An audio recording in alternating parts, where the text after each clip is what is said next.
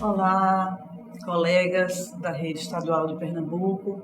Eu sou Fátima Cruz, sou professora do Centro de Educação da UFPE e gravarei alguns vídeos conversando com vocês sobre avaliação e monitoramento educacional.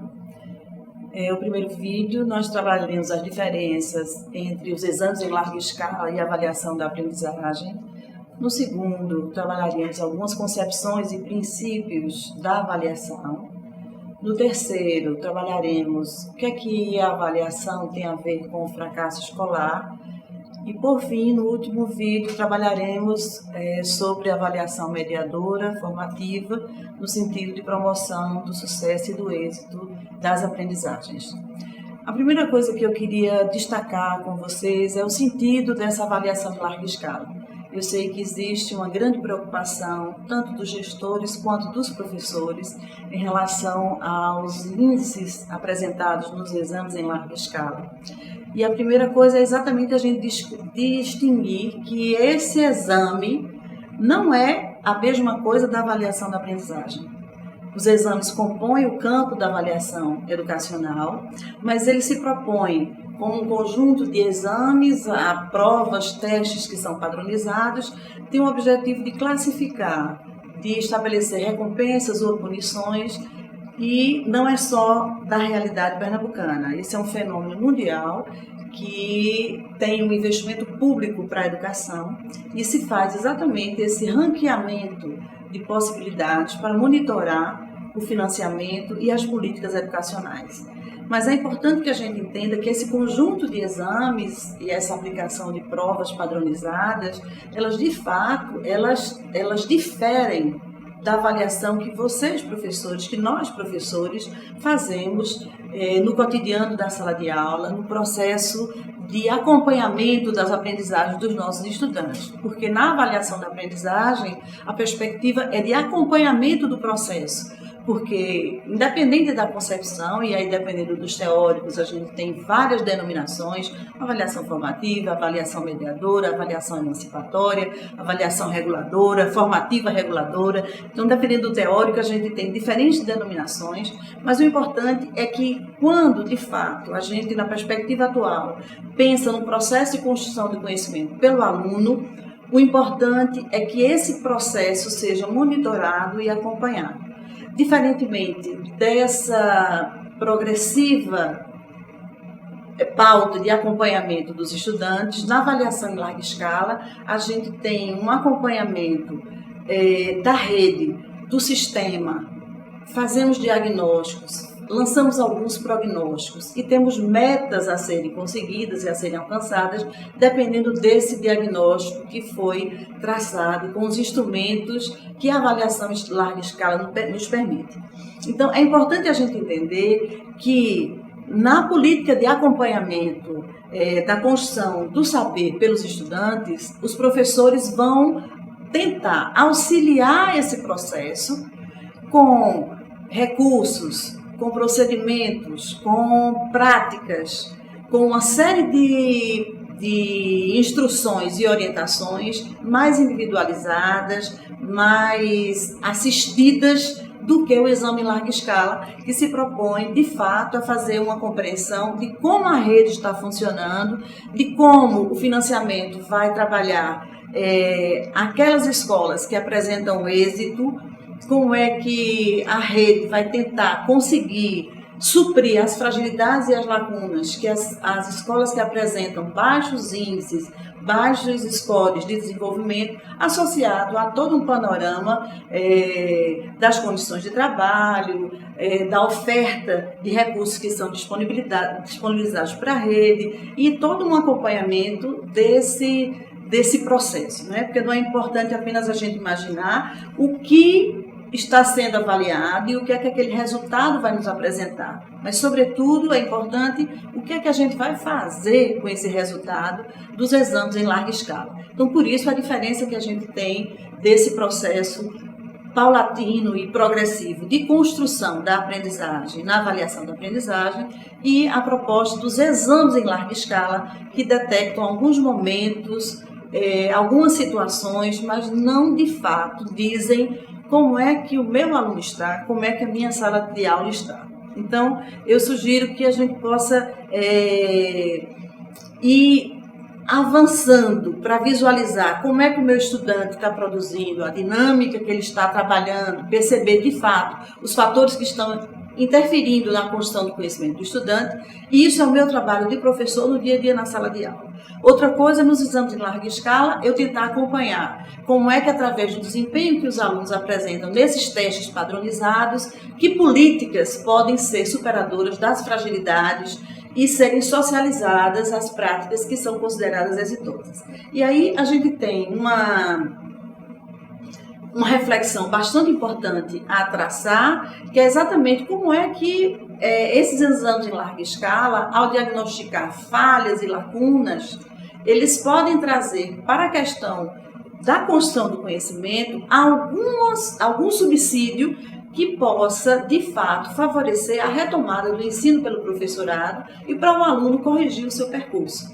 Porque muitas vezes essa avaliação ela serve de uma forma, eu diria, espetaculosa, né? que como o Charlot chama, é uma avaliação sociomediática, né? Porque os resultados eles são alardeados em todas as mídias, né? E isso parece que começa a ser apresentado para os professores como uma grande forma de pressão para que os professores acreditem que só o score que ele tem naqueles testes é tudo que ele tem para dar para o seu aluno e é tudo que os alunos podem apresentar. A gente sabe que muitas vezes o professor não pode fazer essa correção porque não existem condições de trabalho.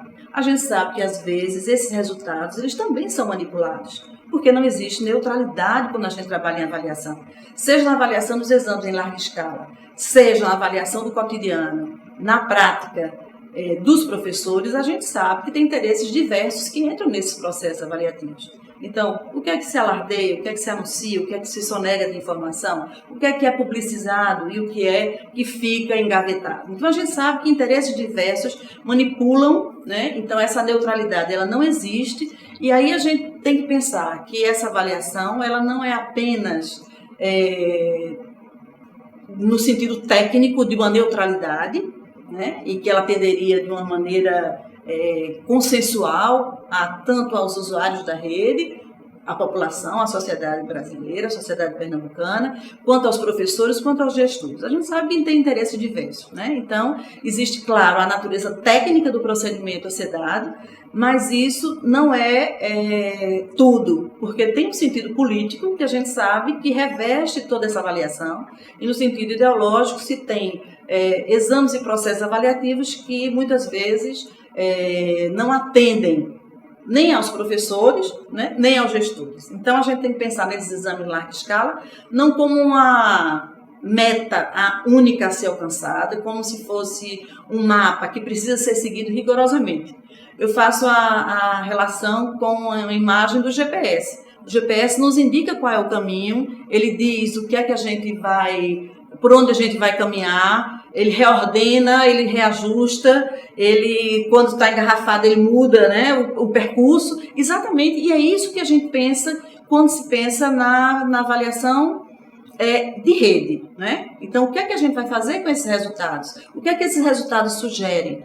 Qual é o desenvolvimento dos processos de ensino, dos processos de gestão, das relações sociais da escola?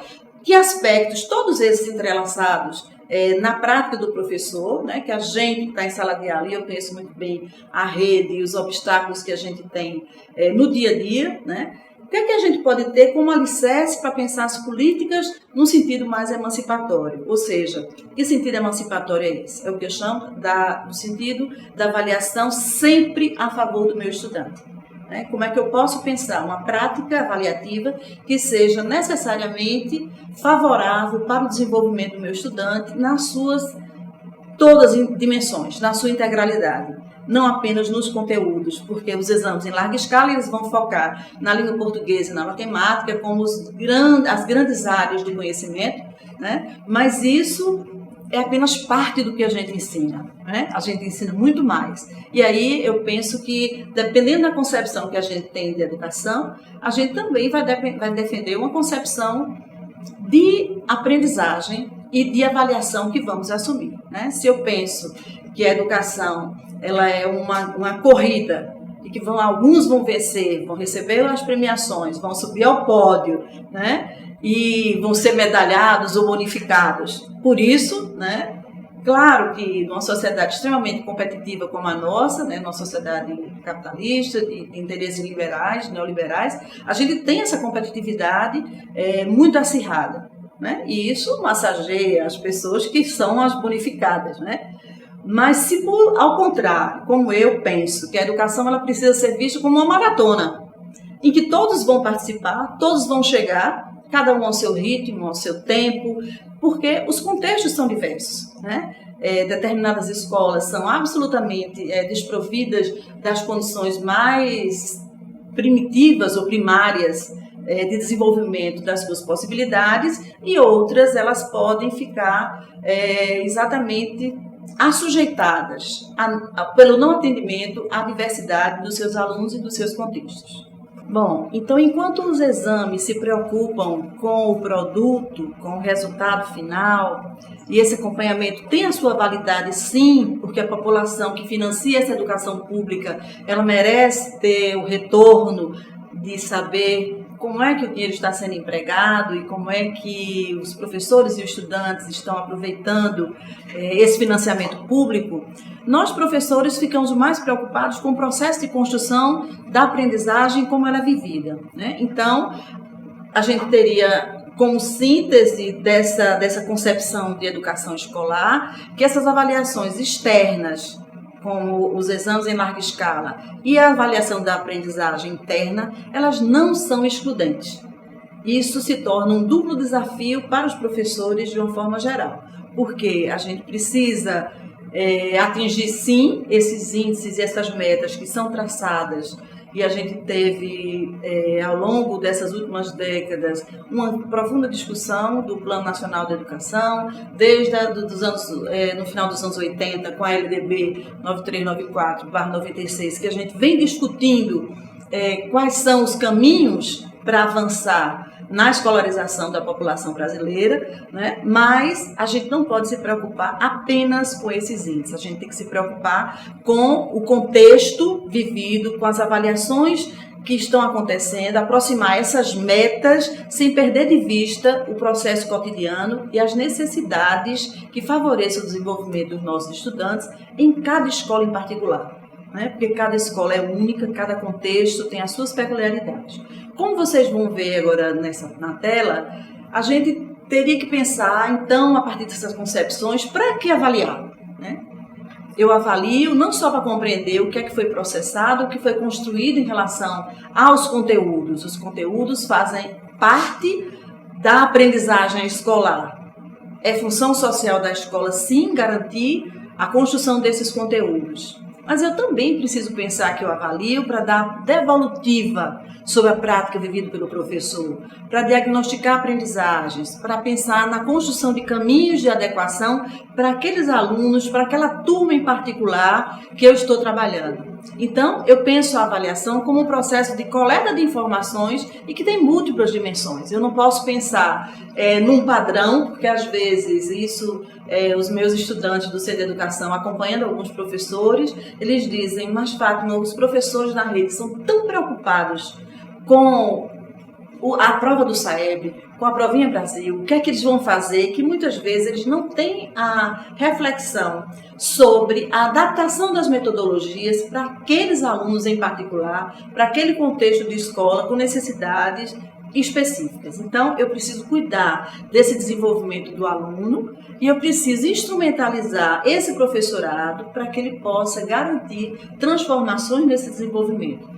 E isso, é claro que é um desafio muito grande para todos nós professores, né? Na minha sala de aula, também nos cursos de graduação, eu preciso compreender, por isso que nunca uma aula é igual a outra, nunca uma turma, um semestre é igual ao outro, porque a gente precisa compreender a diversidade dessa turma, a diversidade cultural e humana que está presente na nossa sala de aula, né? E aí, com isso, a gente vai tentar trazer não uma perspectiva, uma cultura de ranking, imaginar que a minha turma esse ano é melhor do que a do passado, ou a minha escola é melhor do que a outro, porque um princípio que eu penso que nós permanecemos na educação, né, e eu já tenho 42 anos na educação, é porque a gente acredita que essa profissão é uma profissão necessariamente de colaboração.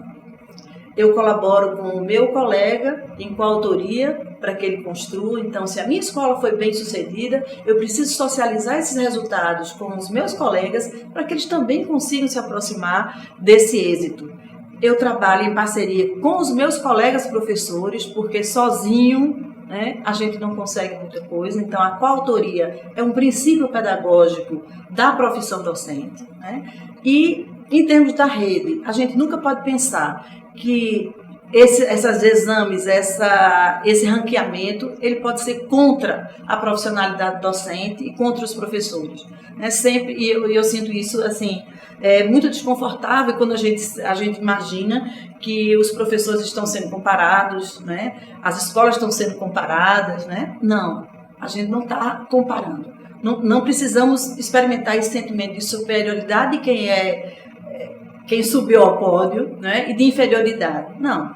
O que a gente está trabalhando é em termos dos resultados que são divulgados, mas o importante é a gente adotar como eu, na minha escola, eu posso tentar me aproximar de uma performance que seja o mais próximo possível daquele contexto em particular e das necessidades e especificidades dos meus estudantes e dos meus professores, né? Eu não preciso estar nessa cultura de ranqueamento, né?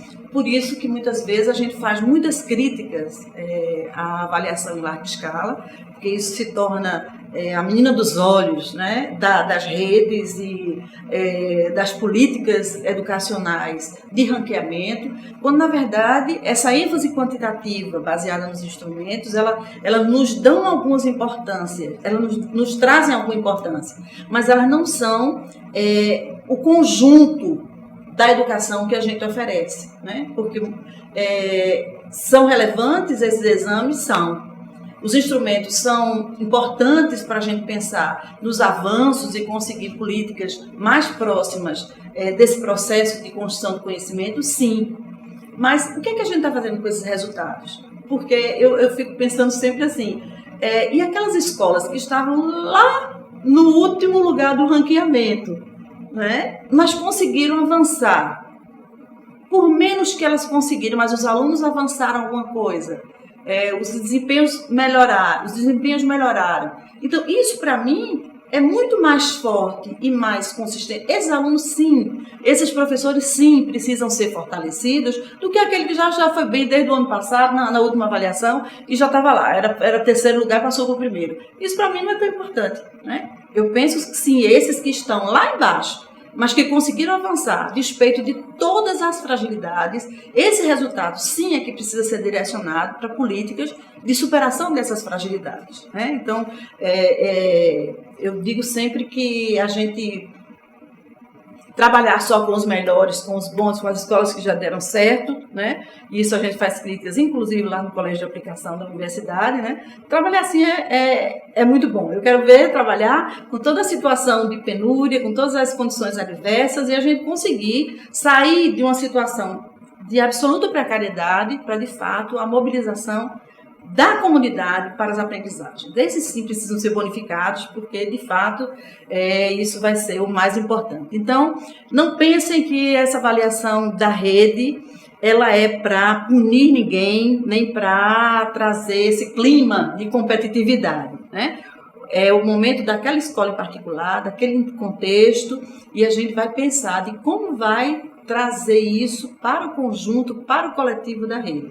Pernambuco vem avançando, e a gente precisa avançar ainda mais, não apenas nos scores, né, mas diante de toda uma realidade de muita violência, de muita exclusão social, de práticas extremamente desumanizadoras, né, e que a gente precisa, de fato, trazer uma cultura de paz para que a gente possa trazer para essas escolas não apenas resultados que os professores ficam naquele estresse para poder conseguir o desempenho mais próximo dos índices, né? Mas, de fato, resultados que monitorem a rede né, e tragam não prêmios ou uma sentença de morte, que às vezes a minha menina trabalha em escola e ela diz assim, é um estresse tão grande da direção, dos professores, do gestor, todo mundo fica estressado para sair esse resultado.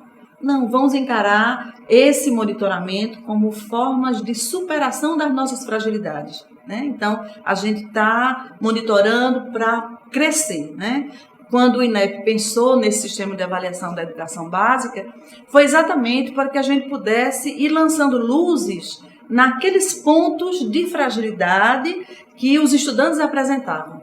Agora, isso não pode ser visto apenas no exame, né? Porque tem os pontos intra-escola, tem as relações sociais na escola, né? Isso não se resolve com teste de múltipla escolha. Isso não se resolve com a gente pensar apenas no resultado na língua portuguesa e na matemática, ou como os alunos vão sair no Enem. A gente tem que pensar nessa avaliação, de fato, através de proposições, né? Esses resultados indicam que proposições eu preciso lançar, eu preciso corrigir, eu preciso alterar do que foi avaliado, né? Então, essa avaliação interna e essa avaliação externa, o fluxo, né, da rede, o abandono das escolas, a distorção de série, todos esses aspectos que vão entrando na média do desempenho dos estudantes e que é muito mais do que corresponder às notas, né, que eles obtêm nesses exames. Então, isso é muito mais importante para que, de fato, a gente possa ir garantindo a efetiva promoção do desenvolvimento humano através da educação escolar, que é o que a gente pretende.